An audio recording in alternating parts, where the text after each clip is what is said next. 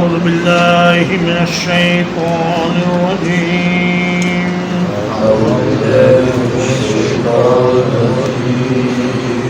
وما كان صلاتهم عند البيت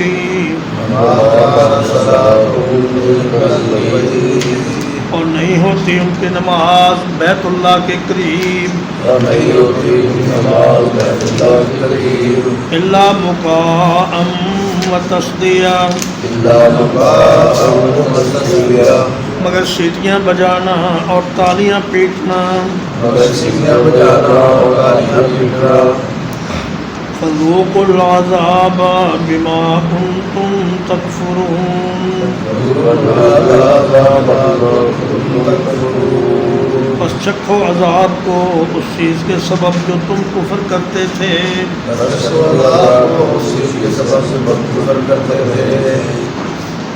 فرمایا ان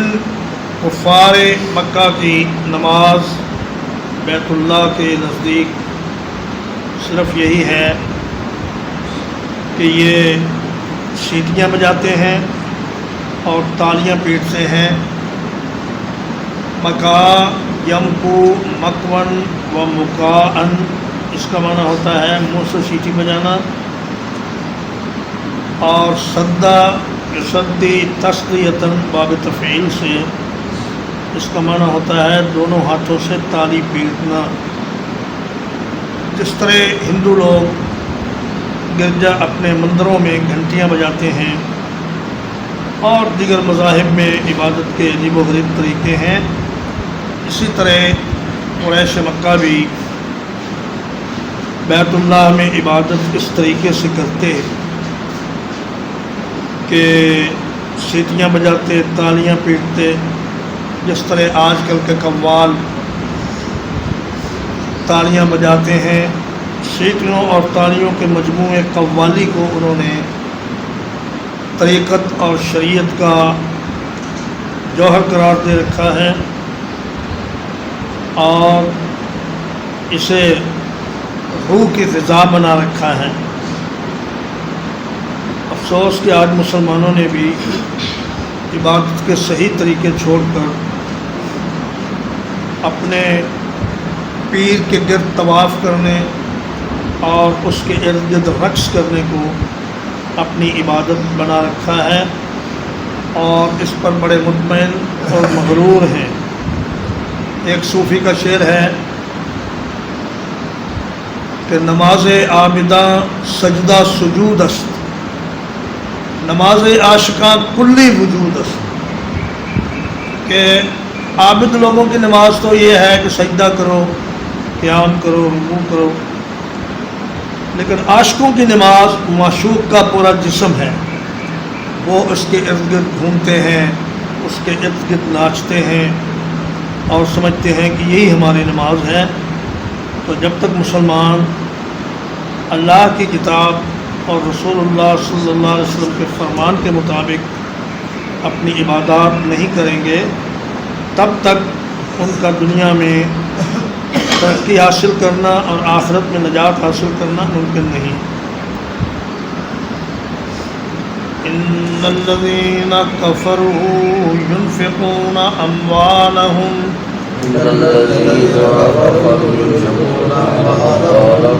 یقیناً وہ لوگ جنہوں نے کفر کیا اپنے مالوں کو خرچ کرتے ہیں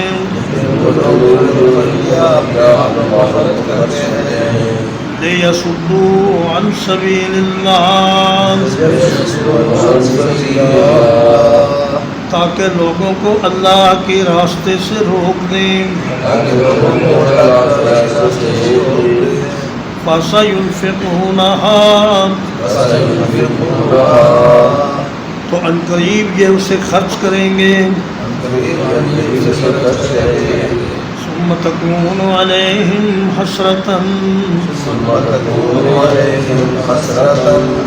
پھر یہ مال ان پر حسرت کا باعث ہوں گے ثم يغلبون پھر وہ شکست کھا جائیں گے والذین کفروا الی جہنم یحشرون اور وہ لوگ جنہوں نے کفر کیا جہنم کی طرف اکٹھے کیے جائیں گے.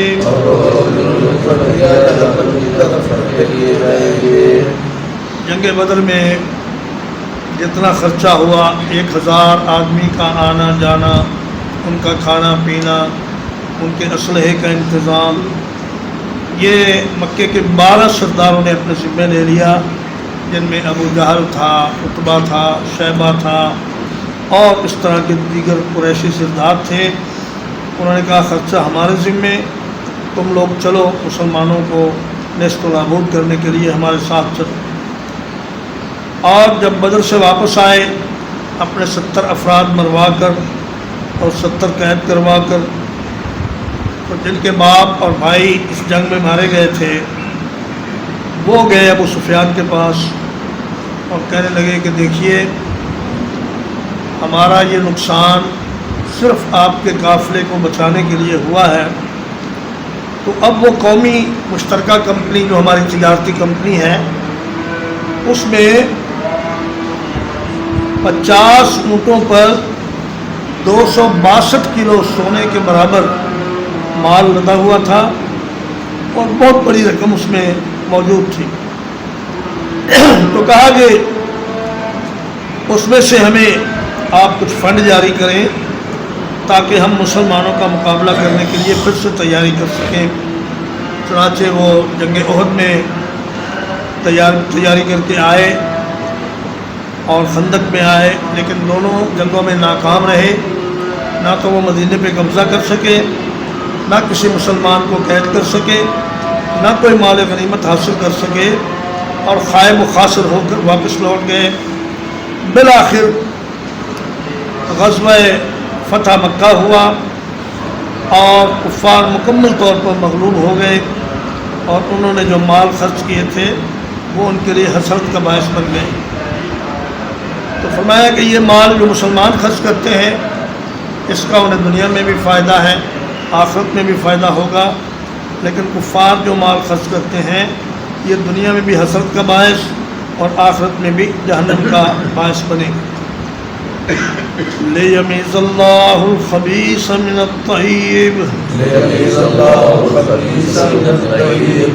تاکہ الگ کر دے اللہ تعالیٰ ناپاک کو پاک سے، وَيَجْعَلَ الْخَبِيثَ بَعْضَهُ عَلَى بَعْضٍ اور ناپاک کو بعض کے اوپر کر دے، فَيَرْكُمَهُ جَمِيعًا پھر ان سب کو اکٹھا ایک ڈھیر بنا دے، فَيَجْعَلَهُ فِي جَهَنَّمَ پھر اسے جہنم میں ڈال دے. اولئک هم الخاسرون یہی لوگ ہیں خسارہ پانے والے. خبیث سے مراد حرام چیز، طیب سے مراد حلال چیز. خبیث سے مراد کافر، مشرک، پلید، اور طیب سے مراد مومن، موحد، اللہ کے نیک بندے. فرمایا کہ دنیا میں بھی ہم پاک اور ناپاک کو واضح کر دیں گے، اور آخرت میں تو بالکل دانا اور بھوسا الگ ہو جائے گا. دانا کوٹھی میں جائے گا اور بھوسا باڑے میں جائے گا جہاں اسے جانور کھائیں گے. اسی طرح اللہ تعالیٰ کفار کو اور مومنین کو الگ الگ کر دے گا، اور کفار کو ایک دوسرے کے اوپر رکھ کر ان کے بنڈل بنا کر ان کو جہنم میں پھینک دیا جائے گا، اور یہ لوگ بالآخر خسارہ ہی پانے والے ہیں. للذین کفروا کہہ دیجیے ان لوگوں سے جنہوں نے کفر کیا، ان یرتعوا یغفر لهم ما قد سلف اگر وہ باز آ جائیں تو ان کو معاف کر دیا جائے گا جو گزر چکا.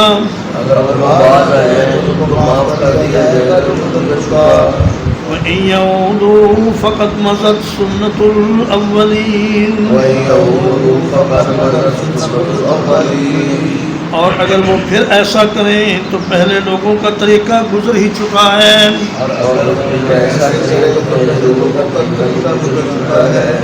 نہا ینہا کا معنی ہوتا ہے روک دینا، اور انتہا ینتہی کا معنی ہوتا ہے کسی چیز سے رک جانا، باز آ جانا. فرمایا کہ باوجود تمہارے بڑے بڑے جرائم کے تمہارے لیے امید کی ایک کرن ہے کہ اگر تم اب بھی باز آ جاؤ، اسلام کی دشمنی چھوڑ کر اسلام میں داخل ہو جاؤ، تو تمہارے پچھلے سارے گناہ اللہ معاف کر دے گا. حضرت عمرو بن عاص رضی اللہ تعالیٰ عنہ جب نبی کریم صلی اللہ علیہ وسلم کی بیعت کرنے کے لیے آئے تو کہا کہ حضور اپنا دایاں ہاتھ نکالیے، میں بیعت کرنا چاہتا ہوں. آپ صلی اللہ علیہ وسلم نے ہاتھ نکالا تو عمرو بن عاص نے اپنا ہاتھ پیچھے کر دیا. حضور نے فرمایا کیا ہوا اے عمرو؟ کہنے لگا کہ میں بیعت ایک شرط پر کرتا ہوں، یہ کہ میرے پچھلے جرائم سارے معاف ہو جائیں. تو نبی کریم صلی اللہ علیہ وسلم نے فرمایا کہ اے عمرو، کیا تمہیں معلوم نہیں کہ اسلام اپنے سے پہلے تمام گناہوں کو گرا دیتا ہے، اور حج اپنے سے پہلے تمام گناہوں کو گرا دیتی ہے؟ تو تمہارے جتنے بھی پچھلے گناہ ہیں وہ سب معاف کر دیے جائیں گے. حضور نے فرمایا جو آدمی اسلام لائے اور اسلام میں برے کام کرے اس کو پہلے اور پچھلے تمام گناہوں کا اس سے حساب دیا جائے گا، لیکن جو آدمی اسلام لانے کے بعد اچھے کام کرے اس کے پچھلے گناہ معاف کر دیے جائیں گے. تو فرمایا کہ اگر یہ دوبارہ ایسا کریں، یعنی مسلمانوں کے مقابلے پر آئیں، تو اللہ کا طریقہ پہلے لوگوں میں گزر چکا ہے کہ جنہوں نے پیغمبروں کی مخالفت کی وہ سب صفحہ ہستی سے مٹا دیے گئے. وقاتلوہم، اور ان سے لڑائی کرو، حتی لا تکون فتنۃ، یہاں تک کہ فتنہ باقی نہ رہے، وَيَكُونَ الدِّينُ كُلُّهُ لِلَّهِ، اور ہو جائے دین سارے کا سارا اللہ کے لیے. فَإِنِ انْتَهَوْا، بس اگر وہ باز آ جائیں، فَإِنَّ اللَّهَ بِمَا يَعْمَلُونَ بَصِيرٌ، تو یقیناً اللہ تعالیٰ جو کچھ وہ کریں گے اسے دیکھنے والا ہے. فرمایا کہ اس وقت تک لڑائی جاری رکھو جب تک کہ کفار مغلوب نہ ہو جائیں اور مسلمانوں کو ستانے کی اور تکلیف دینے کی ان کی صلاحیت ختم نہ ہو جائے. پھر اگر وہ اپنی شکست تسلیم کر لیں اور مسلمانوں کے ساتھ صلح سے رہنا چاہیں تو جزیہ دے کر اسلامی حکومت میں رہ سکتے ہیں، اور آپ اس وقت تک جہاد جاری رکھیں جب تک کہ ہر طرف اللہ کا دین نہ پھیل جائے. لیکن اگر وہ رک جائیں، لڑائی سے ہاتھ کھینچ لیں، تو پھر تمہیں بھی لڑائی سے ہاتھ کھینچ لینا ہوگا. اور اس بات کا خوف نہ کرو کہ یہ ہمارے ساتھ بدعہدی کریں گے یا ہمارے معاہدے پر قائم نہیں رہیں گے. فرمایا ان کے اعمال کو اللہ خوب دیکھ رہا ہے. تمہارے لیے حکم یہ ہے کہ جب یہ صلح کی طرف مائل ہوں تو تم بھی ان سے صلح کر دو. وَإِن تَوَلَّوْا فَاعْلَمُوا، اور اگر وہ پھر جائے تو جان لو ان اللہ مولاکم، کہ اللہ تعالیٰ تمہارا دوست ہے. نعم المولا و نعم النصیر، وہ بہت اچھا دوست ہے اور بہت اچھا مددگار ہے. ترجمہ وما کان صلاتہم، اور نہیں ہے نماز ان کی عند البیت بیت اللہ کے قریب الا مقاء و تصدیہ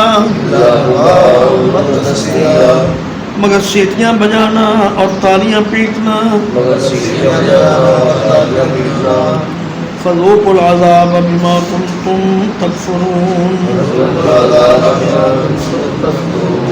اور چکھو عذاب کو اس چیز کے سبب جو تم کفر کرتے تھے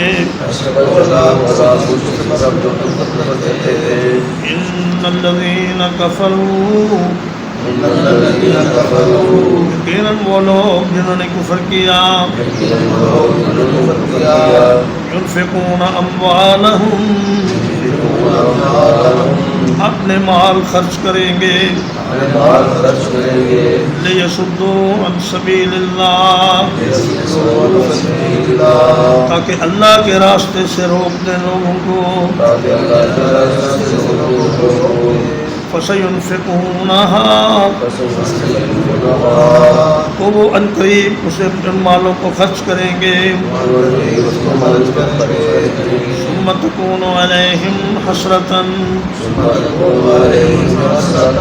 پھر وہ مال ان پر حسرت بن جائیں گے ثُمَّ يُغْلَبُونَ پھر وہ مغلوب ہو جائیں گے والذین کفروا الی جہنم یحشرون اور وہ لوگ جنہوں نے کفر کیا جہنم کی طرف اکٹھے کیے جائیں گے لیمیز اللہ الخبیث من الطیب تاکہ الگ کر دے اللہ ناپاک کو پاک سے وَيَجْعَلَ الْخَبِيثَ بَعْضَهُ عَلَى بَعْضٍ اور رکھ دے خبیث کے بعض کو بعض پر فَيَرْكُمَهُ جَمِيعًا پھر ان کو اکٹھا ڈھیر بنا دے فَيَجْعَلَهُ فِي جَهَنَّمَ پھر اسے جہنم میں ڈال دے اولئک هم الخاسرون یہی لوگ ہیں خسارہ پانے والے قل للذین کفروا کہہ دیجئے ان لوگوں سے جنہوں نے کفر کیا ان ینتہوا اگر وہ باز آ جائیں یغفر لہم ما قد سلف تو بخش دیا جائے گا ان کو جو پہلے گزر چکا وَإِن يَعُودُوا اور اگر وہ پھر ایسا کریں فَقَدْ مَضَتْ سُنَّتُ الْأَوَّلِينَ تو پہلے لوگوں کا طریقہ گزر ہی چکا ہے وَقَاتِلُوهُمْ اور ان سے لڑائی کرو حتی لا تکون فتنۃ یہاں تک کہ فتنہ باقی نہ رہے ویکون الدین کلہ للہ اور ہو جائے سارا دین اللہ کے لیے فَإِنِ انْتَهَوْا بس اگر وہ باز آ جائیں فَإِنَّ اللَّهَ بِمَا يَعْمَلُونَ بَصِيرٌ یقیناً اللہ تعالیٰ جو کچھ وہ کریں گے اس کو دیکھنے والا ہے وَإِن تَوَلَّوْا اور اگر وہ پھر جائیں فَاعْلَمُوا تو جان لو ان اللہ مولاکم